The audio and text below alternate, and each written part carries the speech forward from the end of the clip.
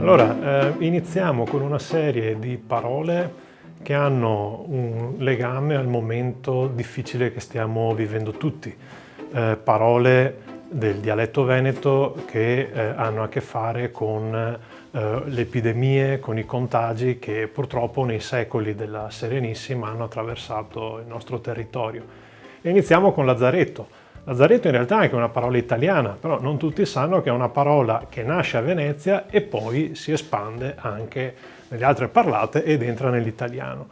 Che cos'è il lazzaretto? Il primo lazzaretto, viene costruito a Venezia nei primi del 400 ed è uno spazio vicino al lido, quindi alla periferia della laguna, nel quale venivano accolti, ovviamente in tempo di pestilenza, gli appestati o le persone che dovevano stare in contumacia, ma anche in tempo di situazione normale chi veniva da zone a rischio pestilenza lì doveva passare una quarantena.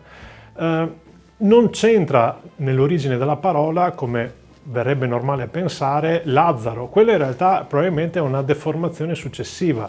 Pare che la parola venga da Nazaretum, perché l'isola su cui la Serenissima edificò Lazzaretto ospitava già prima la chiesa di Santa Maria di Nazaret, detta il Nazaretum, nella quale i crociati e i pellegrini si fermavano per un periodo di controllo al ritorno dalla Terra Santa. Da Nazaretum a Lazzaretum, perché lì c'erano i malati, il passo è stato breve e da lì, dopo Venezia, ha regalato questa parola a tutte le altre parlate fino a Manzoni, fino ai Promessi Sposi.